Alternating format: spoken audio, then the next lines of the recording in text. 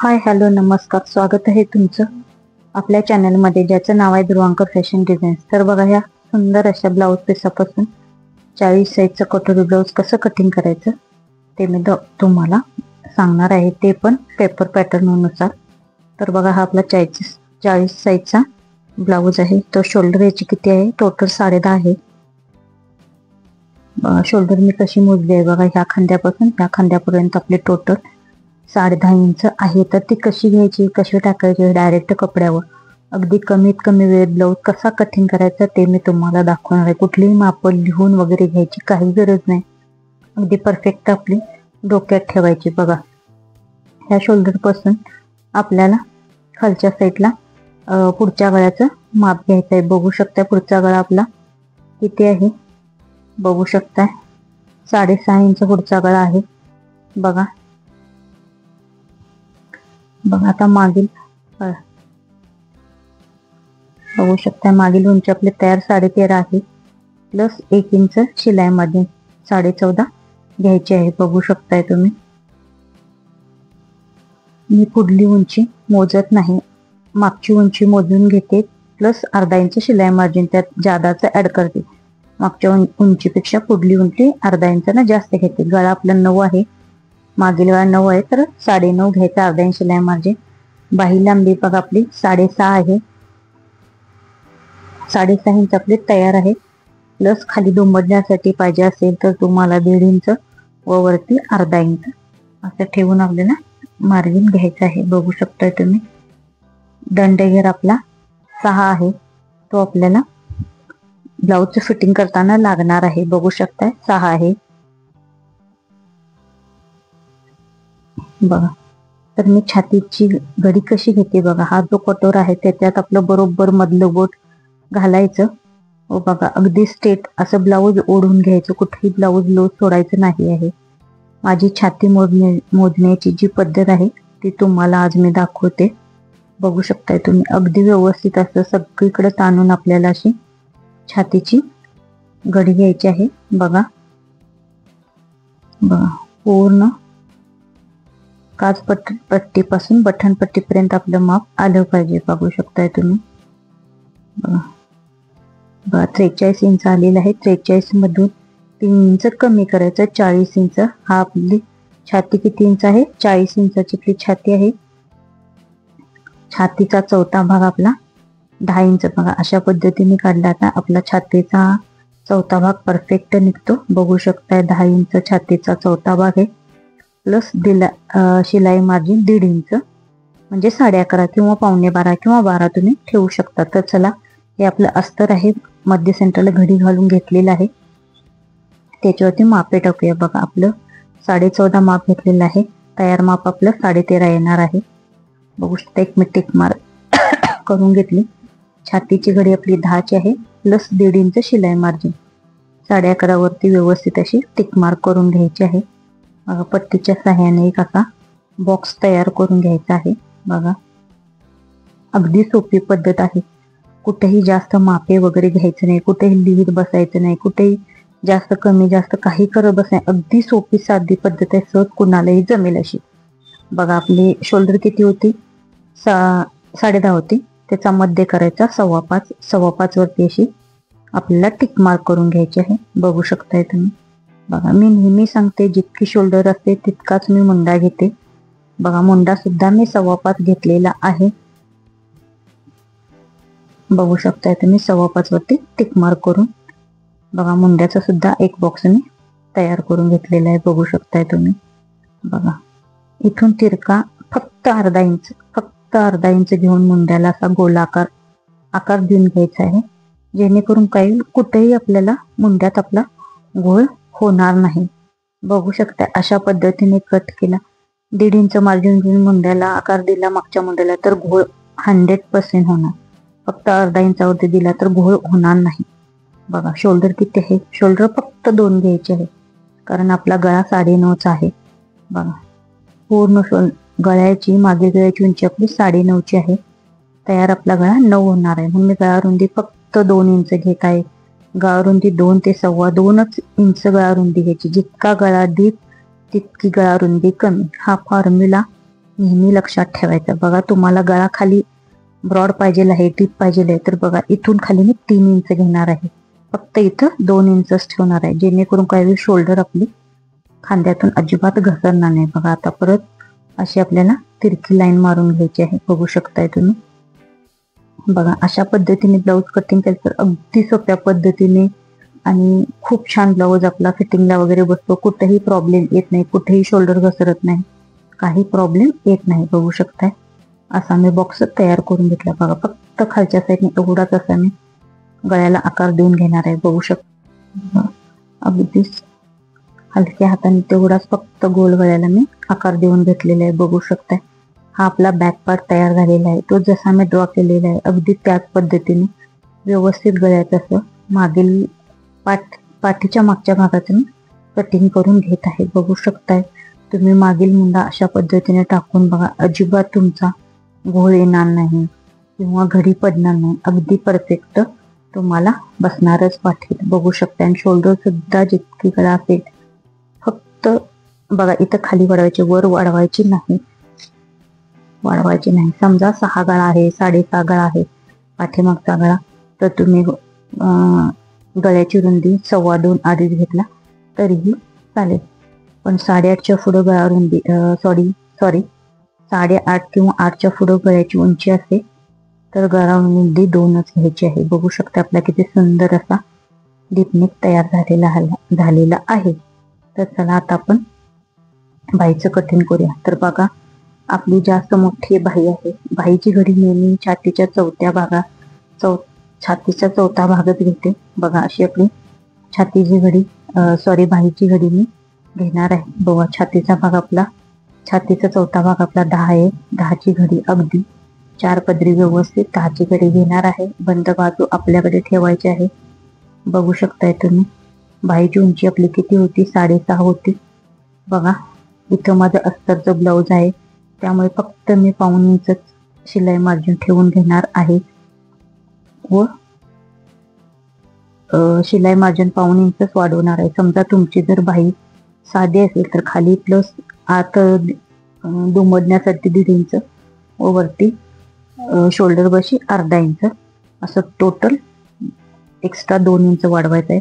पण मी आता 6.5 आहे तर त्यात फक्त 1.5 इंच म्हणजे 7.25 घेणार आहे. तर माझं अस्तरचं ब्लाऊज आहे, मला जास्त मार्जिनची गरज नाही आहे, म्हणून मी फक्त 7.25 घेणार आहे.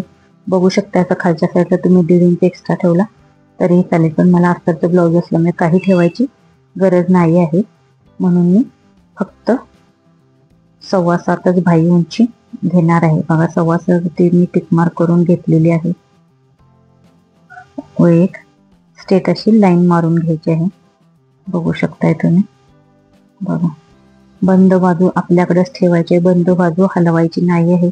उघड्या बाजू करून वरच्या साईडने 2.25 इंचावरती एक टिकमार्क करून घेतलेली आहे व अशी तिरकी रेष मारून घेतलेली आहे. बघू शकताय तुम्ही.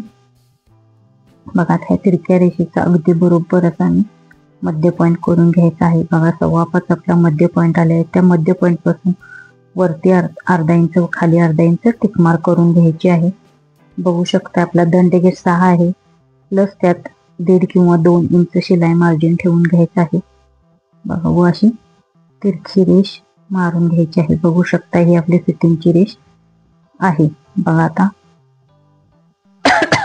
बघा इथून स्ट्रेट असं 2 इंच घ्यायचं आहे व तिथून थोडासा वरती घेत असा वक्र बाहीला आकार देऊन घ्यायचा आहे. बघू शकता अगदी सोपी पद्धत आहे. बघा थोडंसं डार्क करते, अगदी थोडंसं वर वर वर वर चढ बरोबर त्या टिक मार्क केल्या त्या टिक मार्क मधूनच आपल्याला आकार देऊन घ्यायचा आहे. बघू शकता ही आपली मार्जिनची टीप सोडून पलीकडच्या टीप मधून मी कटिंग करून घेतलेला आहे. जसा आकार दिलेला आहे अगदी तसा व्यवस्थित आकार मी बाहीचा कटिंग करून घेणार आहे. बघू शकताय आतल्या बाहीला आकार देताना फक्त दोन पदर उचलायचे आहेत व फक्त 2 पदरसाठीच आपल्याला आतल्या बाहीला आकार देऊन घ्यायचे आहे. बघू शकताय फक्त 2 पदर उचलणार.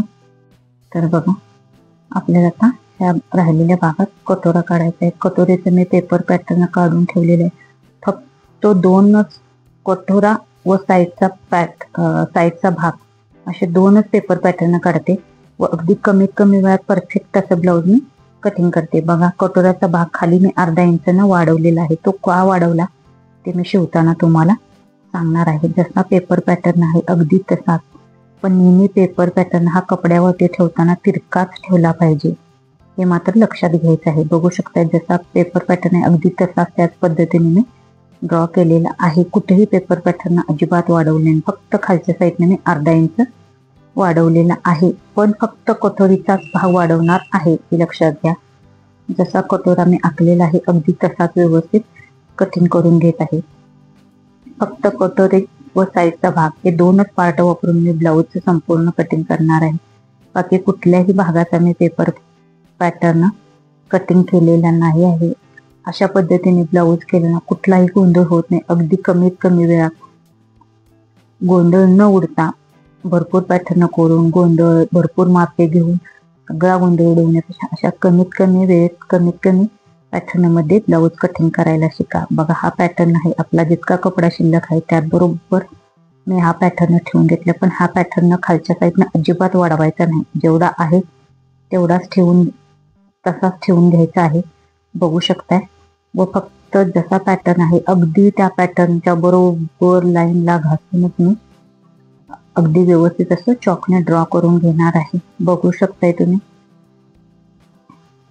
हा पॅटर्न तिरका ठेवायची अजिबात गरज नाही, जसा आहे तसा ठेवायचा. कुठेही मार्जिन आपलं जादाचं होता कामा नये. एकदम पेपर पॅटर्नला घासूनच मी संपूर्ण पॅटर्न ड्रॉ करून घेतलेला आहे. बघू शकताय. इथं थोडीशी मी सरळ स्ट्रेट लाईन मारून घेते.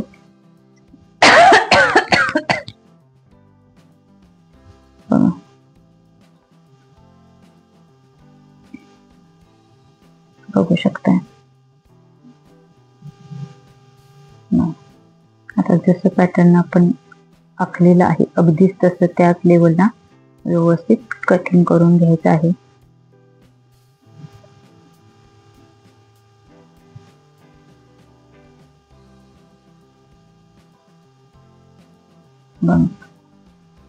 अगदी कुठेही जादा करायचं नाही. तुम्ही जादा समजा आपण जितकं आखलंय त्या लेवलला कटिंग करायचं. त्याच्यापेक्षा तुम्ही जास्त कुठं कटिंग केला तर तो घोळ वगैरे होतो ना, तर त्यामुळेच होतो. जादा कपडा कट केल्यामुळे तो घोळ होतो. म्हणून कुठेही जादाचा कपडा आपला कट करायचा नाही.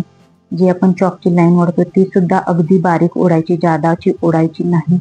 व बरोबर केलाय त्याच्यावरूनच बरोबर कटिंग करायचं, म्हणजे अजिबात कुठे एक्स्ट्रा कपडा आपला राहत नसल्यामुळे घोळ होत नाही. तर बघा, जो जे एक्स्ट्रा कटिंगचं कात्रण राहिलेलं आहे त्याच्यापासून बघा ही मी बटनपट्टी तयार केलेली आहे. ही आपली बटनपट्टी तयार झालेली आहे. बघा, आता ह्यात क्रॉस पट्टी मी काढून घेणार आहे. क्रॉस पट्टी नेहमी आपण छातीचा जेवढा भाग घेतलेला आहे तेवढाच घेते. अस्तरचं ब्लाऊज असल्यामुळे मी क्रॉस पट्टी 3.5 इंच व 3 इंच अशी घेते. छातीचा आपला चौथा भाग 11.5 आहे. छातीची घडी आपली 11.5ची आहे, त्यामुळे मी इथं थोडंसं 11.5 करून मी 11, 11.25 घेतला तरीही चालेल घेऊन. बघा, इकडच्या कमरेच्या साईडला 3 इंचावरती टिक मार्क केलेली आहे. बघा, जेवढं आपण घडी घेतलेली आहे, छातीची घडी जितकी आपली आहे त्याचा बरोबर मध्य सेंटर करून मी सरळ रेषा मारून घेतलेली आहे व मध्यापासून पुढे अशी तिरकी रेष ओढून घेत आहे. बघू शकताय तुम्ही. बघा, ही आपली क्रॉस पट्टी झालेली आहे.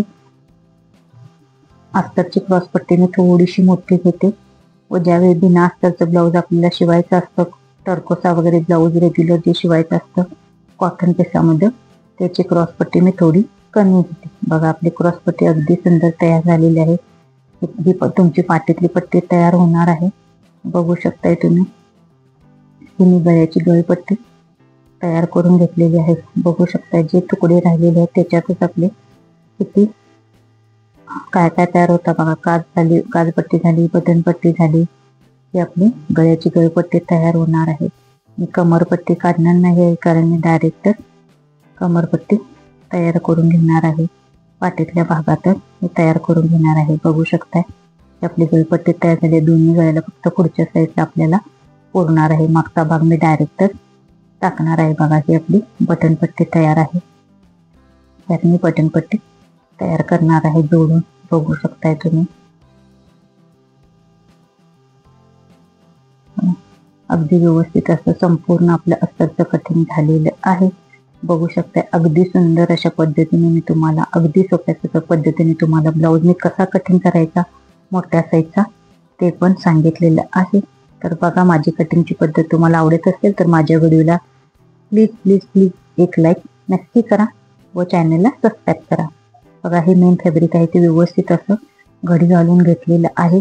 तुमची जर डिझाईन उलटी सुटी, खालची वर किंवा वर खाली असं डिझाईन पॅटर्न असेल तर ते बघून व्यवस्थित हंतरून घ्यायचं आहे. माझं तसं काही डिझाईन नाही, सगळी डिझाईन व्यवस्थित आहे. तुम्ही कशीही टाकला तरी काही प्रॉब्लेम येणार नाही. अगदी व्यवस्थित असं बरोबर मी कपड्याची घडी घालून घेतलेली आहे. जर समजा मध्ये डिझाईन असेल व काठापदराच्या ब्लाऊजला तर तिथं फार घोळ होण्याची शक्यता असते, त्यामुळे ते ब्लाऊज कटिंग करताना फार काळजीपूर्वक कटिंग करावे लागते. बघू शकता आपलं तसं काही नाही आहे, त्यामुळे डायरेक्ट मी या कडेला पाठीचा भाग, त्या साईडला बाहीचा भाग ठेवून घेतलेला आहे, बघू शकताय तुम्ही अगदी व्यवस्थित. आता ह्या साईडला मी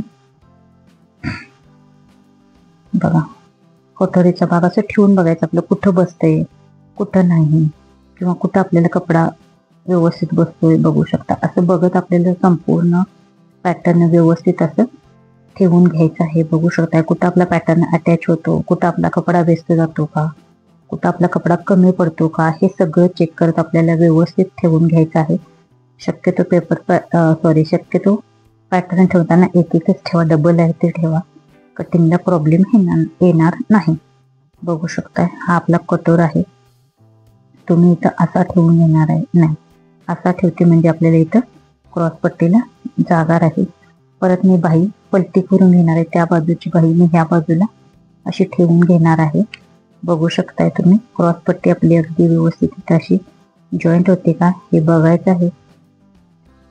कुठं आपला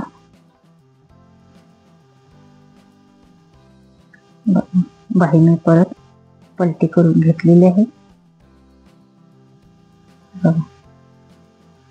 बघा अगदी व्यवस्थित असे सगळे आपले पॅटर्न ठेवून झालेले आहे. बघा जसे अगदी ठेवलेले आहेत तसं साईडनं सगळ्या बाजूने आपल्याला अर्धा इंच अर्धा इंच मार्जिन सोडून आपल्याला सगळे भाग व्यवस्थित असे कटिंग करून घ्यायचे आहेत. बघा परत मी क्रॉस पट्टी पलटी केलेली आहे, कारण मला इथं खूप अडचण अशी वाटत आहे, कपडा आपला कुठं शिल्लक राहणार नाही असं वाटत होतं, म्हणून मी पलटी मारून घेतलेला आहे. बघू शकताय थोडंसं उठून तुम्ही फिरला तरीही चालेल, पण हा कपडा अजिबात फिरवायचा नाही आहे. आपण उठून फिरायचा आहे, पण कपडा अजिबात फिरवायचा किंवा हलवायचा नाही आहे. बघा जसं आहे अगदी तसं व्यवस्थित मी सगळं मार्जिन ठेवून व्यवस्थित सगळे पॅटर्न कटिंग करून घेणार आहे. बघू शकताय तुम्ही कुठेही आपला कपडा वेस्ट गेलेला नाही, सगळीकडे कपडा आपला अगदी बचत करत मी तुम्हाला ब्लाऊजचं कटिंग अगदी सोप्या पद्धतीने कसं करायचं ते मी तुम्हाला दाखवले. कमी कपडा असेल तरी सुद्धा किती कमी कपड्यात आपलं अगदी व्यवस्थित ब्लाऊजचं कटिंग होतं हे सुद्धा मी तुम्हाला दाखवले. बघा असं संपूर्ण सगळं ब्लाऊज आपल्याला कटिंग करून घ्यायचं आहे.